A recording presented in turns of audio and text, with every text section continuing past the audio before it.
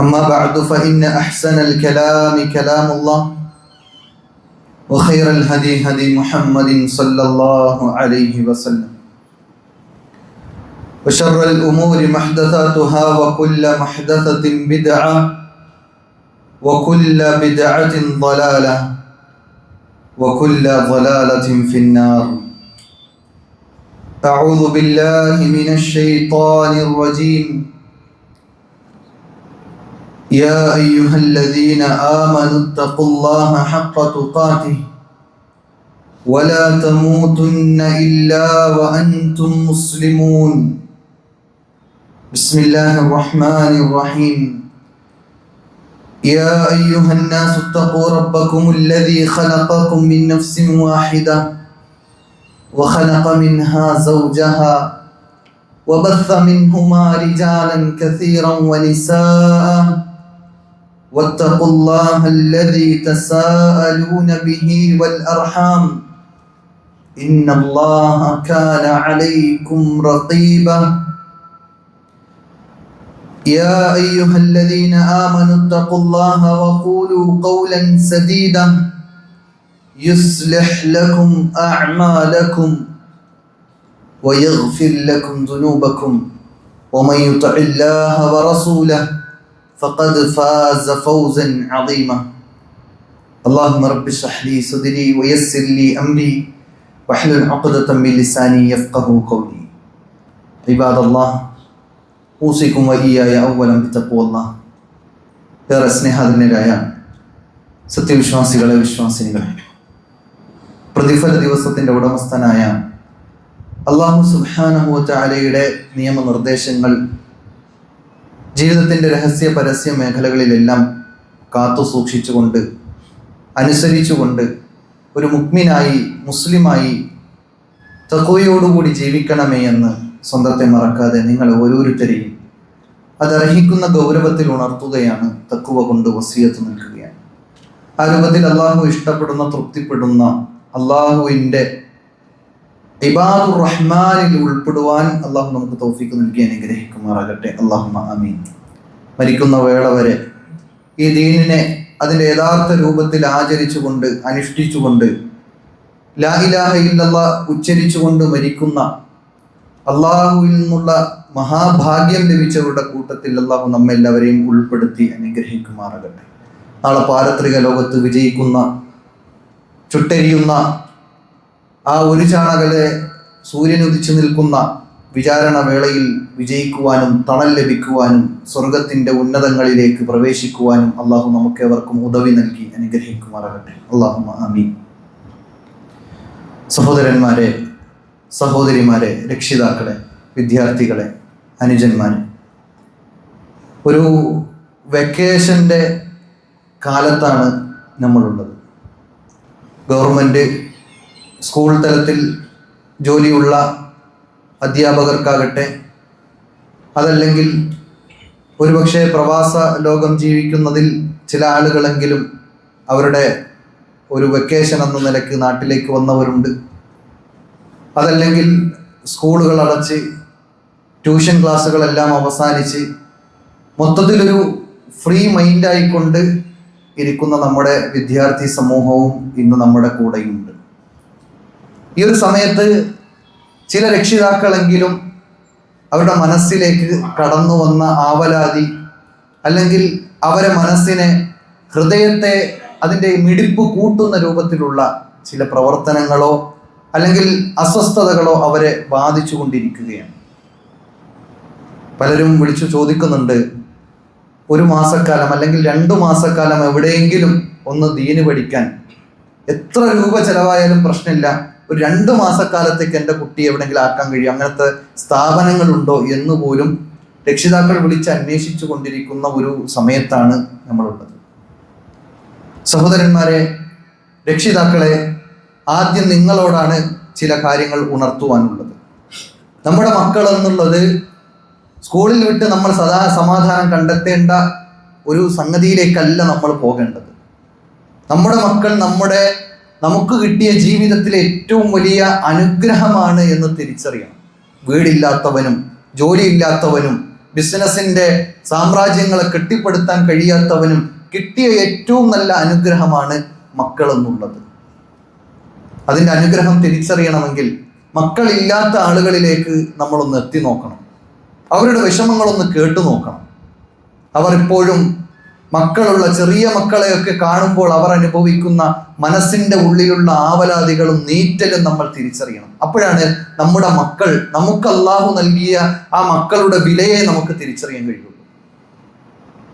മഹാന്മാരായ പ്രവാചകന്മാർ അവർക്ക് മക്കളില്ലാതെ വേദനിച്ച് അവർ പ്രാർത്ഥനയിൽ വീണ്ടും മുഴുകി വാർദ്ധക്യത്തിലേക്ക് എത്തിയിട്ടും അല്ലാഹുവേ, ഞാൻ എൻ്റെ പ്രാർത്ഥന നിർത്തുന്നില്ല, വാർദ്ധക്യത്തിലെത്തിയെന്ന് എനിക്കറിയാം, എൻ്റെ മുടി നരച്ചിട്ടുണ്ട്, എൻ്റെ ഭാര്യയാണെങ്കിൽ വന്ധ്യയായിട്ടുണ്ട്, ഇനി പ്രസവത്തിനോ അല്ലെങ്കിൽ ഗർഭം ധരിക്കുവാനോ ഉള്ള സാധ്യതകളില്ല എന്ന് 100% എനിക്കറിയാം. എന്നിട്ടും റബ്ബേ, ഞാൻ നിന്നിലേക്കുള്ള പ്രതീക്ഷയിൽ മുന്നോട്ട് പോവുകയാണ്. അങ്ങനെയാണ് സക്കരിയ അലൈഹി ഇസ്ലാമിന് യഹ്യ എന്ന മകനെ ലഭിക്കുന്നത്. അവിടെയെല്ലാം അതുപോലെ തന്നെ ഇബ്രാഹിം നബി അലൈഹി ഇസ്ലാമിൻ്റെ വിഷയത്തിലാകട്ടെ, അവിടെയെല്ലാം വിശുദ്ധ ഖുർആൻ മകനെ നൽകുന്നു എന്ന വാർത്ത മലക്കുകളോട് പറഞ്ഞയക്കുമ്പോൾ ആ മലക്ക് പ്രയോഗിച്ച ആ ഒരു പ്രയോഗം എന്തെന്നറിയോ? വബശ്ശർനാഹു ബിഗുലാമിൻ ഹലീം. വബശ്ശർന, എന്താ ബശ്ശറ എന്ന് പറഞ്ഞാൽ സന്തോഷ വാർത്തയാണ്. അപ്പോൾ മക്കൾ എന്നുള്ളത്, മക്കൾ ഉണ്ടാവുക എന്നത് അതൊരു സന്തോഷമാണ്, ഒരു ആനന്ദമാണ്, നമ്മുടെ കൺകുളിർമയാണ് നമ്മുടെ മക്കൾ. അങ്ങനെ കാണാൻ നമുക്ക് ഒന്നാമതായി കഴിയണം. നമ്മുടെ ചെറിയ പ്രായമായപ്പോൾ ഏറ്റവും നല്ല രൂപത്തിലൊക്കെ നോക്കി, കുറച്ചൊക്കെ ഒന്ന് വളർന്ന് തന്നോളം കളിക്കാനെത്തിയപ്പോൾ നമ്മളൊന്ന് അകറ്റി, അല്ലേ? വാപ്പയൊക്കെ ആയിരുന്ന ഒരു ചെറിയ കാലഘട്ടത്തിലെ കുട്ടികൾ ചെറുതായിരുന്നപ്പോൾ വാപ്പ വല്ലാത്ത അറ്റാച്ച്മെൻ്റ് ആയിരുന്നു. കുറച്ചൊന്ന് വളർന്നപ്പോൾ എനിക്കവനോട് കഴിയില്ല, എനിക്കവനോട് സംസാരിക്കാൻ കഴിയില്ല, നീ സംസാരിക്കുക എന്ന് ഭാര്യമാരോട് പറയുന്ന രക്ഷിതാക്കളെ, പിതാക്കളെ നമുക്ക് കാണാൻ കഴിയും. അവിടെ ചേർത്തു പിടിക്കാനാണ് കഴിയേണ്ടത്. ഇബ്രാഹിം നബി അലൈഹി ഇസ്ലാമിൻ്റെ ചരിത്രത്തിൽ ഇബ്രാഹിം നബി അലൈഹി ഇസ്ലാമിൻ്റെ മകനെ അറുക്കണമെന്ന ആ ഒരു സ്വപ്നം, ആ ഒരു അള്ളാഹുവിൻ്റെ കൽപ്പന അത് കേട്ടു. ആ സമയത്ത് ഇബ്രാഹിം നബി അലൈഹി ഇസ്ലാമിൻ്റെ മകൻ തന്നോളം വളർന്നെത്തി കളിപ്രായമെത്തിയ ആ കൂടെ സഹായിച്ചു പോകുന്ന ഒരു സാഹചര്യമായിരുന്നു. അവിടെ പിതാവ് ഒന്നും ചെയ്യാൻ കഴിയാതെ നോക്കി നിൽക്കലല്ല ചെയ്തത്, മറിച്ച് മകനോടുള്ള വാത്സല്യവും സ്നേഹവും ഉണ്ടായിരിക്കെ തന്നെ ആ മകനോട് ഈ വിഷയത്തെ ഉണർത്തി. അപ്പൊ മകൻ എതിർത്തിട്ടില്ല. പാപ്പ, നിങ്ങളോട് അള്ളാഹു എന്തൊന്നാണോ കൽപ്പിച്ചത് അത് നിങ്ങൾ ചെയ്യണം, അതിന് ഒത്താശ കൂടി ചെയ്തു കൊടുക്കണം. എന്താ പാപ്പ, എന്നെങ്ങനെ മലർത്തി കിടത്തിയിട്ടാണ് അറുക്കുന്നതെങ്കിൽ പാപ്പക്ക് അതിന് സാധിക്കില്ല, അതുകൊണ്ട് എന്നെ കമഴ്ത്തി കിടത്തണം. എന്നെ കമഴ്ത്തി കിടത്തിയിട്ട് നിങ്ങളിലേക്ക് കാരുണ്യത്തിന്റെ ഒരു അംശം വരാതിരിക്കാൻ, എൻ്റെ മുഖം കാണാതിരിക്കാൻ കമഴ്ത്തി കിടത്തിയിട്ടായിരിക്കണം എന്നെ അറുക്കേണ്ടത്. സഹോദരന്മാരെ, ഇങ്ങനെ വാപ്പാനനുസരിക്കുന്ന, അള്ളാനനുസരിക്കുന്ന ഒരു മക്കളാക്കി വളർത്തിയെടുക്കാൻ അവർക്ക് സാധിച്ചിട്ടുണ്ടെങ്കിൽ നമ്മുടെ മക്കളെയും ആ രൂപത്തിൽ വളർത്തിയെടുക്കാൻ നമുക്ക് സാധിക്കണം. നമ്മൾ അതിനുള്ള പരിശ്രമങ്ങൾ എടുക്കണം.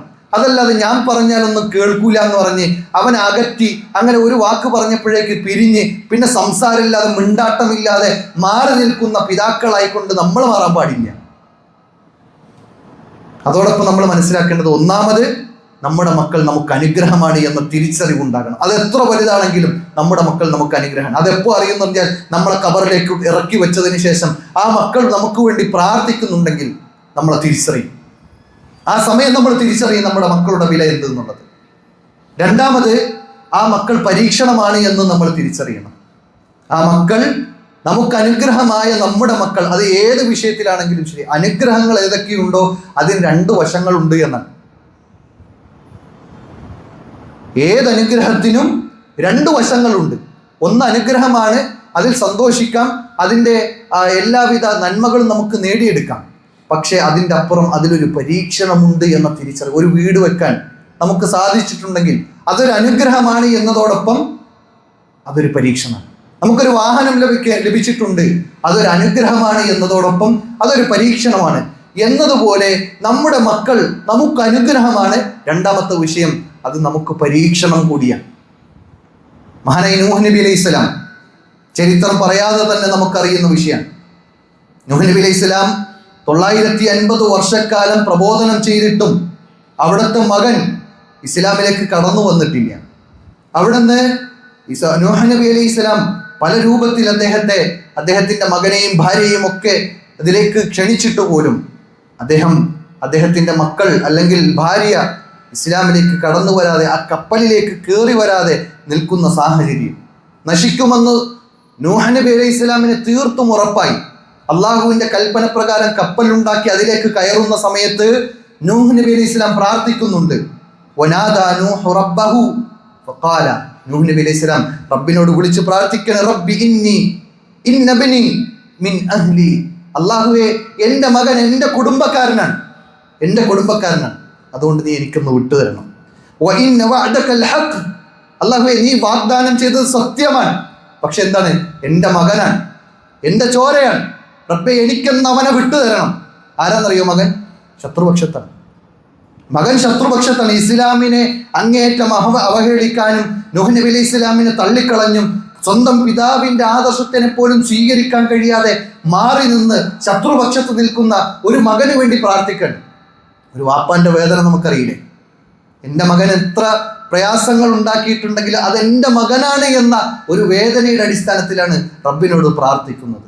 ഇങ്ങനെ മകനോട് അങ്ങേയറ്റം സ്നേഹമുള്ള, മക്കളോട് അത്രയും താല്പര്യമുള്ള, എന്ത് കാണിച്ചാലും മകനല്ലേ മകളല്ലേ എന്ന് പറഞ്ഞ് അവരെ ചേർത്ത് പിടിക്കാൻ നമ്മൾ കാണിക്കുന്ന ആ ഒരു കാരുണ്യം, ആ കാരുണ്യം നമുക്ക് ലഭിച്ചത് അള്ളാഹുവിൻ്റെ ഭാഗത്തു നിന്നാണ്.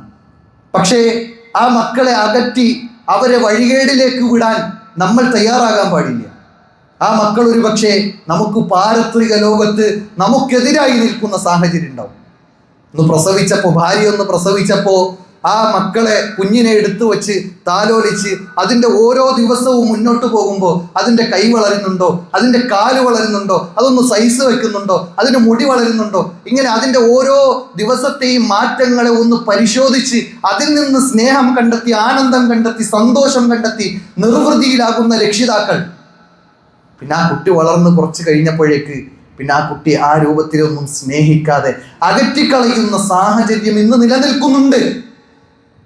ഒരു സ്വന്തം പ്രായമൊക്കെ എത്തുമ്പോൾ, അല്ലെങ്കിൽ കുറച്ച് ഒന്ന് സ്വന്തം കാലിൽ നിൽക്കാൻ കഴിയുന്ന സാഹചര്യങ്ങളൊക്കെ എത്തുമ്പോൾ അവരൊന്ന് മാറ്റി നിർത്തുന്ന, ആ കൊടുത്ത സ്നേഹത്തിൽ അളവുകൾ കുറഞ്ഞു വരുന്ന സാഹചര്യങ്ങളുണ്ട്. പക്ഷേ നമ്മൾ ശ്രദ്ധിക്കേണ്ടത്, ആ ഒരു സമയത്ത് നമ്മൾ ചേർത്തു പിടിക്കേണ്ട സമയമാണ് ടീനേജ് എന്നത്. നമ്മൾ കൂട്ടുകാരായി മാറണം. നമ്മൾ കൂട്ടുകാരാകാത്തത് കൊണ്ടാണ് അവർ മറ്റു പല കൂട്ടുകാരിലേക്കും ചേക്കേറി പോകുന്നത്. മോശപ്പെട്ട കൂട്ടിലേക്ക് അവർ പോകുന്നത് ഉപ്പ കൂട്ടുകാരനാവാത്തത് കൊണ്ടാണ്, ഉമ്മ കൂട്ടുകാരിയാകാത്തത് കൊണ്ടാണ്. ഉപ്പയും ഉമ്മയും നല്ല സ്നേഹം കൊടുത്ത് അവരെ കൂട്ടുകാരാക്കി കൊണ്ടു നടക്കാൻ കഴിഞ്ഞാൽ പിന്നെ അവർ അകന്നു പോവില്ല.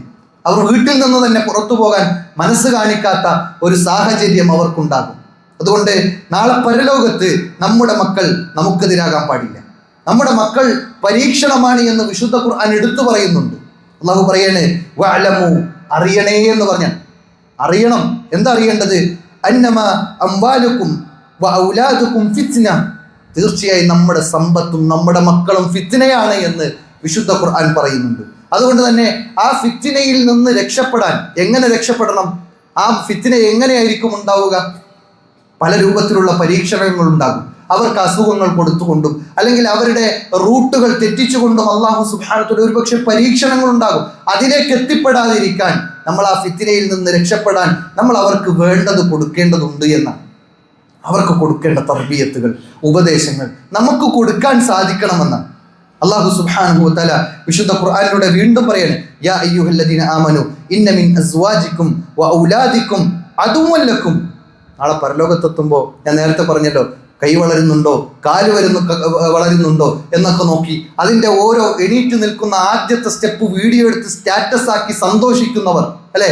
ചെറിയ കുട്ടി ആദ്യമായി എണീറ്റ് നിൽക്കുന്നത്, അത് നടക്കുന്നത്, ഇതൊക്കെ കണ്ട് ആനന്ദിക്കുന്ന ഒരു രക്ഷിതാവ് പിന്നീട് പരലോകത്തെത്തുമ്പോൾ ഇതേ മക്കൾ നമുക്കെതിരെ, അള്ളാഹുവേ അവരെ ഒന്ന് കിടത്തിത്ത, അവരുടെ നെഞ്ചിലേക്ക് കയറി നിന്ന് ഞാൻ എൻ്റെ ആ ഒരു പ്രയാസം തീർക്കട്ടെ എന്ന് പരലോകത്തേക്ക് വെച്ച് പറയുന്ന ഒരു മക്കളായി മാറിക്കഴിഞ്ഞാൽ ആരാണ് നഷ്ടക്കാർ?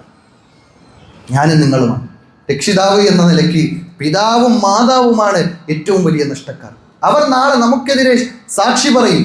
ആ സാക്ഷി പറയാതിരിക്കാൻ നമുക്ക് ചിലത് നിർവഹിക്കാനുണ്ട്. നമ്മുടെ കടമകൾ, അത് കുറെ സമ്പാദിച്ചു കൊണ്ടു കൊടുക്കുക, അല്ലെങ്കിൽ നല്ലൊരു വീട് വെച്ച് കൊടുക്കുക, അവിടെ AC വെച്ച് കൊടുക്കുക, ഒരു വാഹനം വാങ്ങിച്ചു കൊടുക്കുക എന്നതിനപ്പുറം ചില ഉത്തരവാദിത്തങ്ങൾ നമുക്കുണ്ട്. വിശുദ്ധ ഖുർആനിലൂടെ അല്ലാഹു സുബ്ഹാനഹു വ തആല പറയാണ്, യാ അയ്യുഹല്ലദീന ആമനു ഖൂ അൻഫുസകും വഅഹ്ലീകും നാറ.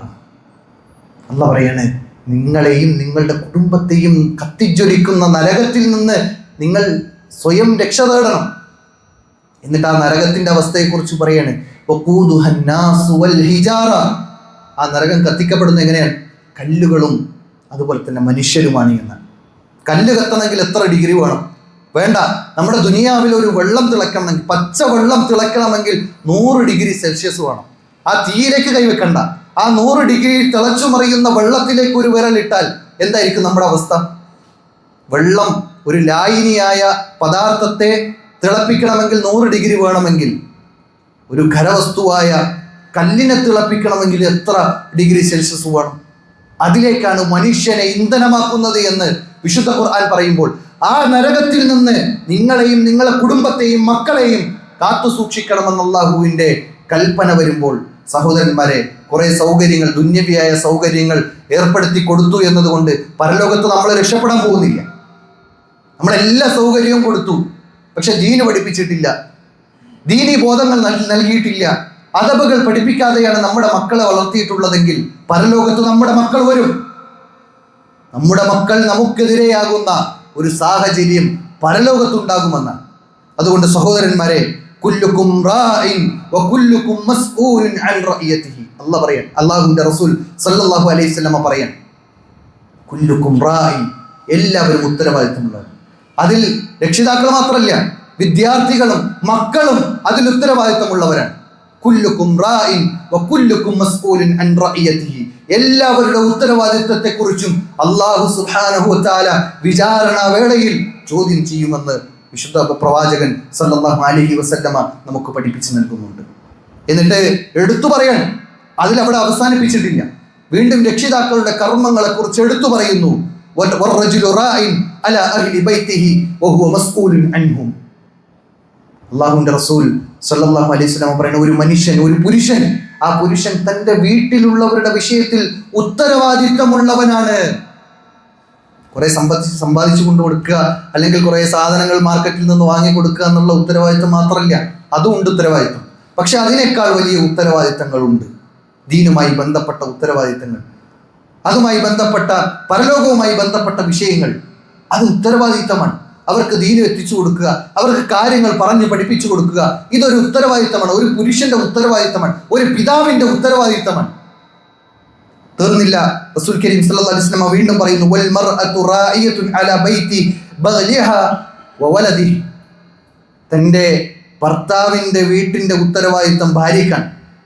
തൻ്റെ ഭർത്താവിലൂടെ ഉണ്ടായ കുട്ടികളുടെ വിഷയത്തിലെ ഉത്തരവാദിത്തം അത് ഭാര്യയ്ക്കാണ്.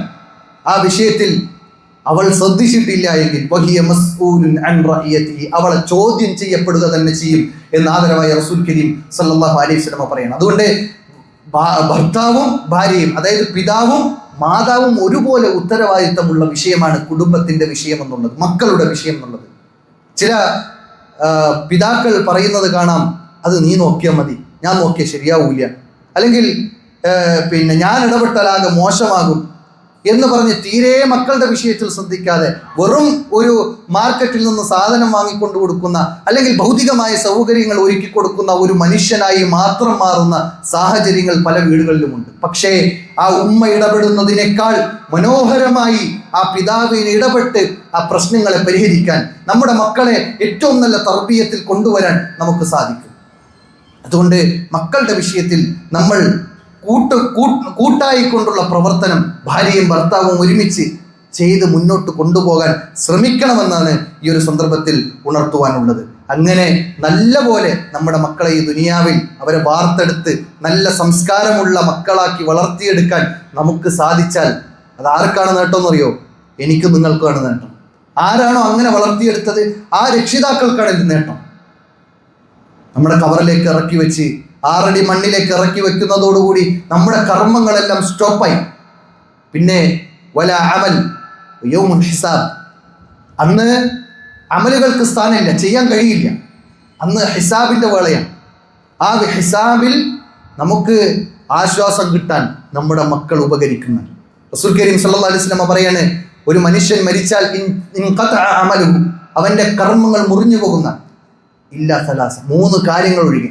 അതിലൊന്ന് റസൂൽ കരീം സല്ലല്ലാഹു അലൈഹി വസല്ലം പറയാണ്, തൻ്റെ സ്വാലിഹായ മക്കൾ ആ മയ്യത്തിന് വേണ്ടി പ്രാർത്ഥിക്കുക എന്നത് അവന്റെ കർമ്മങ്ങളുടെ മേഖലയിൽ, അല്ലെങ്കിൽ അവന് പ്രതിഫലം കിട്ടുന്ന മേഖലയിൽ അവന് ഗുണകരമാകുന്ന കാര്യമാണ് എന്ന് ആദരവായ റസൂൽ കരീം സല്ലല്ലാഹു അലൈഹി വസല്ലം പറഞ്ഞു എന്ന് മാത്രമല്ല, മറ്റൊരു ഹദീസിൽ ഇങ്ങനെ കാണാം, ഇന്ന റജുല ലതുർഫഉ ദറജാതിൻ ഫിൽ ജന്ന, സ്വർഗ്ഗത്തിലേക്ക് ഇങ്ങനെ ദറജകൾ ഉയർന്നു പോവാൻ ഒരു മനുഷ്യൻ സ്വർഗത്തിന്റെ ഉന്നതങ്ങളിലേക്ക് കയറിപ്പോകുന്നു. പക്ഷേ ആ മനുഷ്യൻ അതിനു മാത്രം കർമ്മങ്ങളൊന്നും ചെയ്തിട്ടില്ല. സ്വർഗത്തിന്റെ ഉന്നതങ്ങളിലേക്ക് കയറിപ്പോകാൻ മാത്രം നന്മകൾ ചെയ്യാത്ത ഒരു മനുഷ്യൻ സ്വർഗത്തിലേക്ക് ഇങ്ങനെ ഉയർന്നു പോകുമ്പോൾ ആ മനുഷ്യൻ സ്വാഭാവികമായിട്ടും ചോദിക്കാണ്, അന്നഹാദ, ഇതെന്താ ഇത്? ഞാൻ ഇതിനു മാത്രം കർമ്മങ്ങളൊന്നും ചെയ്തില്ലല്ലോ. അത്ഭുതത്തോടുകൂടി ആ മനുഷ്യൻ ചോദിക്കുമ്പോൾ ഫയഖൂലു, അവനോട് പറയപ്പെടുന്നതാണ്, ബിസ്തിഗ്ഫാരി വലദിക് ലക്, നിനക്ക് വേണ്ടി നിന്റെ മക്കൾ അല്ലാഹുവേ എൻ്റെ ഉമ്മാക്ക് നീ പുറത്തു കൊടുക്കണേ, എൻ്റെ മരിച്ചുപോയ എൻ്റെ ഉപ്പാക്ക് നീ പുറത്തു കൊടുക്കണേ എന്ന് പ്രാർത്ഥിച്ചതിന് ഫലമായിക്കൊണ്ടാണ് സ്വർഗത്തിന്റെ ദറജകളിലേക്ക് ഉയരാൻ അവന് സാധിച്ചതെന്നാണ്. നമുക്ക് എത്ര പേർക്ക് ഉറപ്പായി പറയാൻ കഴിയും, ഞാൻ മരിച്ചാൽ എൻ്റെ മയ്യത്ത് നിസ്കരിക്കാൻ, എൻ്റെ മകനെ നിർത്താൻ എനിക്ക് ധൈര്യത്തോടുകൂടി കഴിയുമെന്ന് എത്ര പേർക്ക് പറയാൻ കഴിയും? മയ്യത്ത് നിസ്കാരം പോലും ശരിക്ക് നമുക്കറിയില്ല, നമുക്ക് തന്നെ അറിയില്ല, പിന്നെ എങ്ങനെയാണ് നമ്മുടെ മക്കൾക്ക്? മയ്യത്ത് നിസ്കാരത്തിലെ 3ാമത്തെ തക്ബീറിന് ശേഷമുള്ള പ്രാർത്ഥന ഏതെന്ന് ചോദിച്ചാൽ പൂർണ്ണമായി പറയാൻ അറിയില്ല.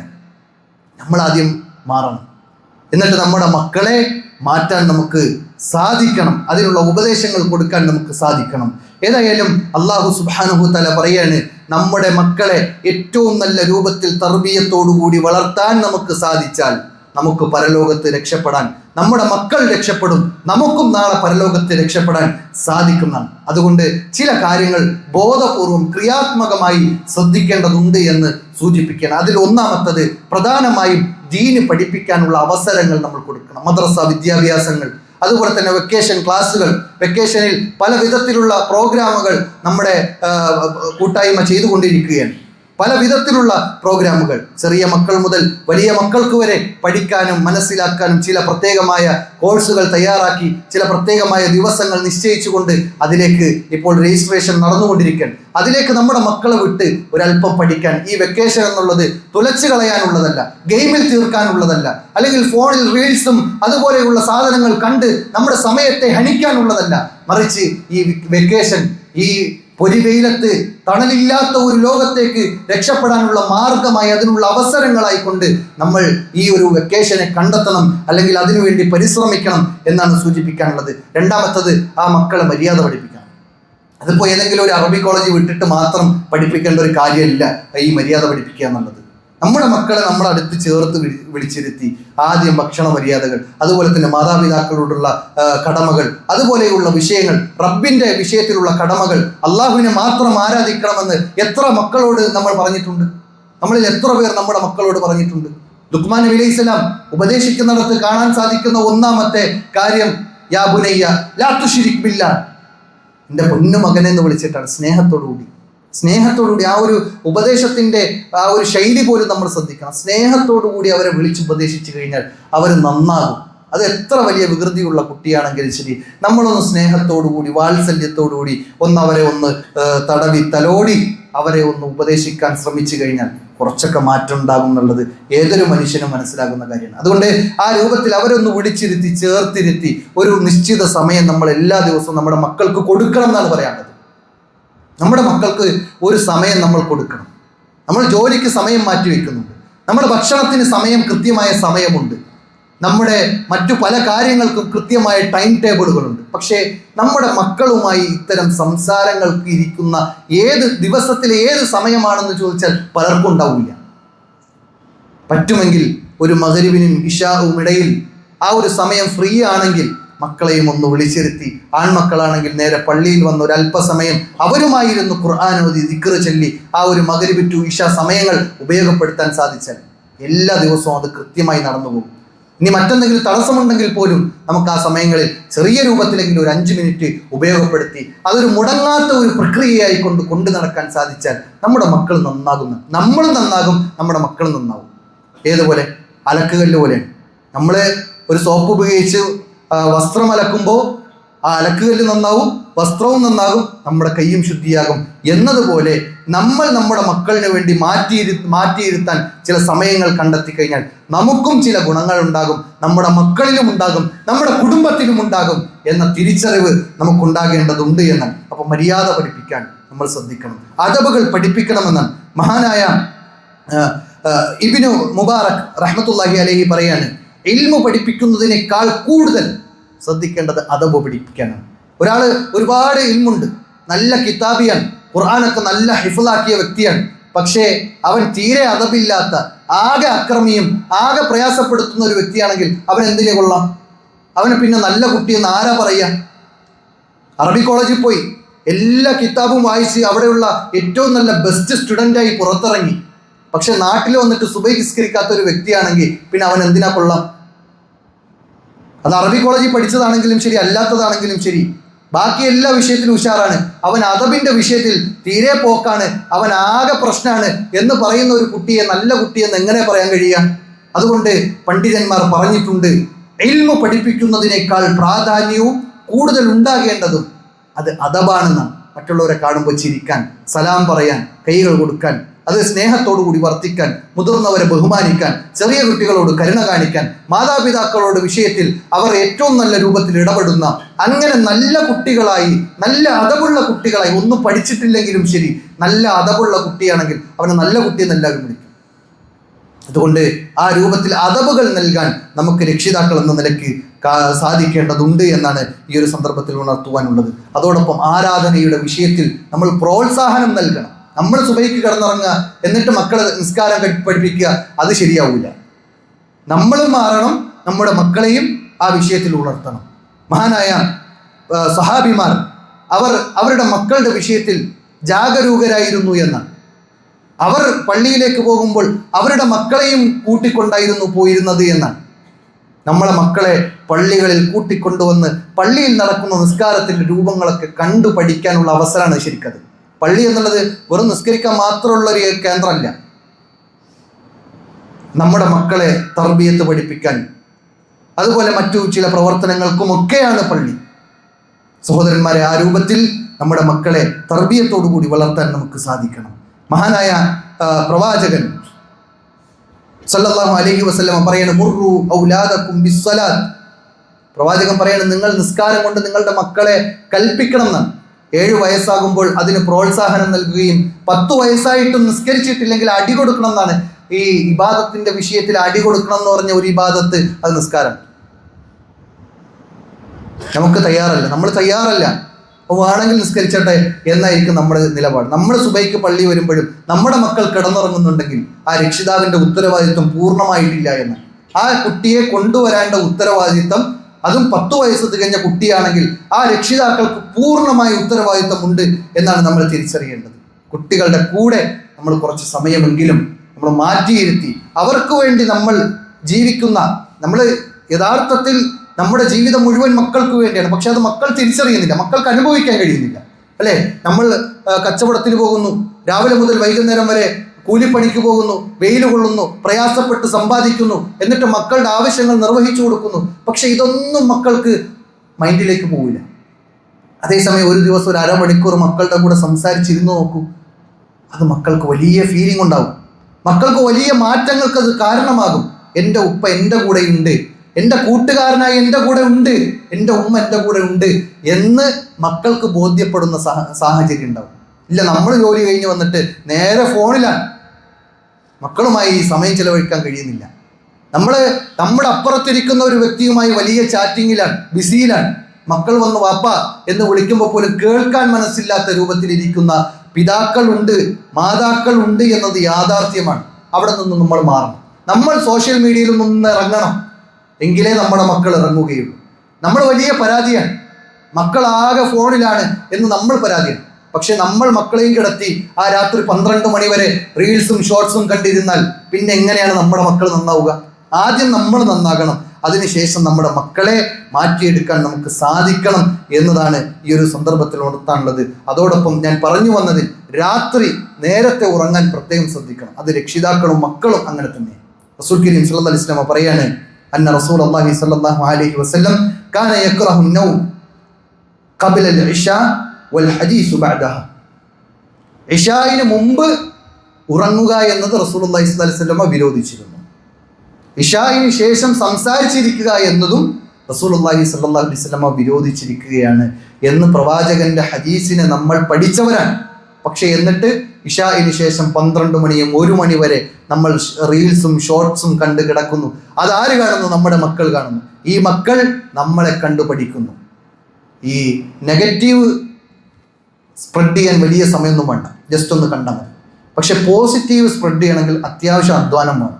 അതുകൊണ്ട് നമ്മൾ നെഗറ്റീവ് സ്പ്രേ ചെയ്യുന്നവരായി നമ്മൾ മാറാൻ പാടില്ല എന്നത് പ്രത്യേകം ഉണർത്തുകയാണ്. നമ്മൾ വെറും ഉപദേഷ്ടാവായി മാത്രം മാറാൻ പാടില്ല, മറിച്ച് നമ്മൾ അതിന് മാതൃകകൾ കൂടിയാകണം എന്ന് പ്രത്യേകം ഉണർത്തുകയാണ്. മഹാനായ ഇബ്നു ഉസൈമീൻ റഹ്മഹുല്ലാഹ് പറയാണ്, ഇഅ്ലമു അല്ലിമു, നിങ്ങൾ പഠിപ്പിച്ചു കൊടുക്കണം, ഔലാദക്കും, നിങ്ങളുടെ മക്കൾക്ക് പഠിപ്പിച്ചു കൊടുക്കണം, അസ്സിദ്ഖ്, നിങ്ങളുടെ സംസാരം അത് സത്യസന്ധമായിക്കൊണ്ട്, സത്യസന്ധത പഠിപ്പിച്ചു കൊടുക്കുമ്പോൾ അത് സത്യസന്ധമായിരിക്കണം. ബിൽ ഖൗലി വൽ ഫിഅൽ, നിങ്ങളുടെ പ്രവർത്തനത്തിലും നിങ്ങളുടെ സംസാരത്തിലും എന്തുണ്ടാവണം? ആ സത്യസന്ധത ഉണ്ടാകും. വെറും ഒരു ഉപദേഷ്ടാവ്, നീ നിസ്കരിക്കാൻ പോയിക്കോ, ഞാനിവിടെ കിടന്നുറങ്ങാം എന്ന് പറയുന്ന ഒരു രീതിയാവാൻ പാടില്ല.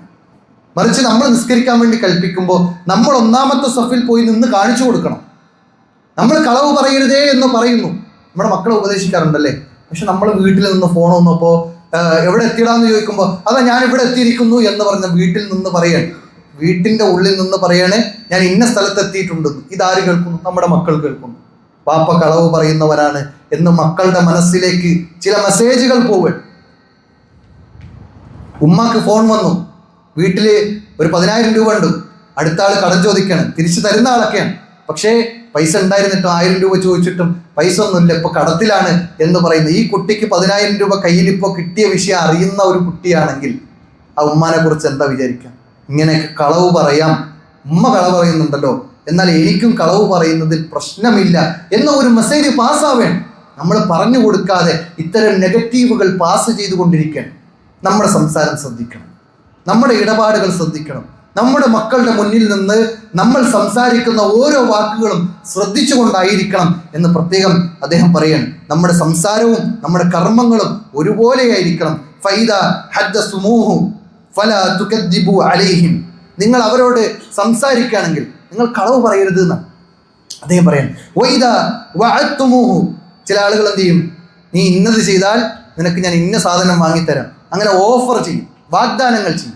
അദ്ദേഹം പറയാൻ, അങ്ങനെ വാഗ്ദാനം ചെയ്യണമെങ്കിൽ ഫലാ തുഖ്ലിഫു വഅദകും, നിങ്ങളുടെ വാഗ്ദാനങ്ങളെ നിങ്ങൾ ലംഘിക്കരുത് എന്ന് അദ്ദേഹം ഓർമ്മപ്പെടുത്തുകയാണ്.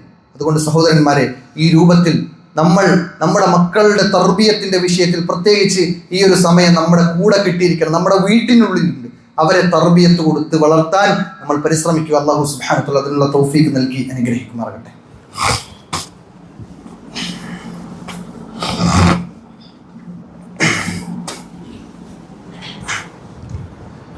അൽഹംദുലില്ലാഹ് الذي هدانا لهذا وما كنا لنهتدي لولا أن هدانا الله أما بعد عباد الله أوصيكم وإياي ثانيا بتقوى الله. ഒരിക്കൽ കൂടി അള്ളാഹുവിനെ സൂക്ഷിച്ചുകൊണ്ട് ജീവിക്കണമേ എന്ന് സ്വന്തത്തെ മറക്കാതെ നിങ്ങൾ ഓരോരുത്തരെയും ഉണർത്തുകയാണ്, തഖ്വ കൊണ്ട് വസിയത്ത് നൽകുകയാണ്. അള്ളാഹു അതിനുള്ള തൗഫീഖ് നൽകി അനുഗ്രഹിക്കുമാറാകട്ടെ. അല്ലാഹുമ്മ ആമീൻ. ഇത്തരം മക്കളുടെ തർബിയത്തിൻ്റെ വിഷയത്തിൽ കുറേ ഉപദേശങ്ങളും നിർദ്ദേശങ്ങളും അല്ലെങ്കിൽ അതിനുള്ള സൗകര്യങ്ങളും ഒരുക്കി കൊടുക്കുന്നു എന്നതിനെല്ലാം അപ്പുറം ഒരു കാര്യം കൂടി ശ്രദ്ധിക്കാനുണ്ട്. രക്ഷിതാക്കൾ എന്ന നിലക്ക് നമ്മുടെ മക്കൾക്ക് വേണ്ടി എന്നത് പ്രത്യേകം അടിവരയിടേണ്ടതുണ്ട്. നമ്മുടെ മക്കൾക്ക് വേണ്ടി പ്രാർത്ഥിക്കും. ഒരിക്കലും നമ്മുടെ മക്കൾക്ക് എതിരായിക്കൊണ്ട് പ്രാർത്ഥിക്കാൻ പാടില്ല. കാരണം മാതാപിതാക്കളുടെ പ്രാർത്ഥന സ്വീകരിക്കപ്പെടുന്ന പ്രാർത്ഥനയാണ്. അതെങ്ങാനും നമ്മളെതിരെ പ്രാർത്ഥിക്കുന്ന സമയത്ത് സ്വീകരിച്ചു കഴിഞ്ഞാൽ നമ്മുടെ മക്കൾ നന്നാവില്ല. അതുകൊണ്ട് എത്ര വെറുപ്പുള്ള സമയത്തും എത്ര ദേഷ്യം പിടിപ്പിക്കുന്ന സമയത്തും മക്കൾക്കെതിരെ പ്രാർത്ഥിക്കുന്ന ഒരു വാചകം നമ്മുടെ നാവിൽ നിന്ന് വരാൻ പാടില്ല. അത് പ്രത്യേകം ശ്രദ്ധിക്കേണ്ടതുണ്ട്. അതോടൊപ്പം നമ്മുടെ മക്കൾക്ക് വേണ്ടിയാണ് പ്രാർത്ഥിക്കേണ്ടത് എന്ന ഒരു പ്രവാചകന്റെ പ്രാർത്ഥന നമുക്ക് വിശുദ്ധ ഖുർആനിൽ കാണാൻ കഴിയും. ഇബ്രാഹിം നബി അലൈഹി സ്വലാം പ്രാർത്ഥിക്കുകയാണ്, റബ്ബി ജഅൽനി മുഖീമസ്സലാ വമിൻ ദുർരിയതി റബ്ബനാ വതഖബ്ബൽ ദുആ. ഈ പ്രാർത്ഥന ഒന്ന് ശ്രദ്ധിച്ചു നോക്കൂ.